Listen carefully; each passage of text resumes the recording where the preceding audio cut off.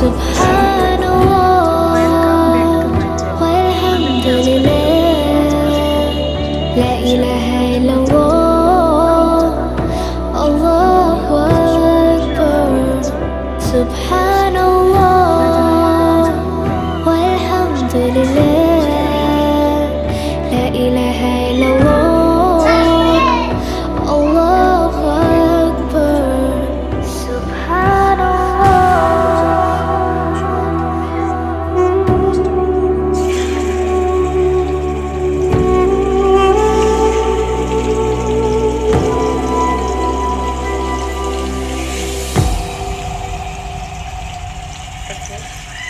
মাছগুলো আস্তে আস্তে ভাজা হতে থাকবে। এরপর যে আমরা আমাদের অন্যান্য কাজগুলো সেরে নেব, নাড়াচাড়া করবো,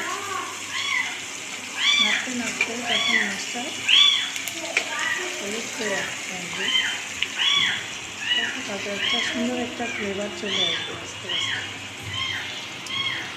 এরপর আমরা মাছটাকে ভেজে নেওয়া পর্যন্ত অপেক্ষা করব। মাছ ভাজার পরে এরকমভাবে পরিবেশন করিয়ে নিলে আপনারা এক প্লেট ভাত অনায়াসে খেয়ে ফেলতে পারবেন।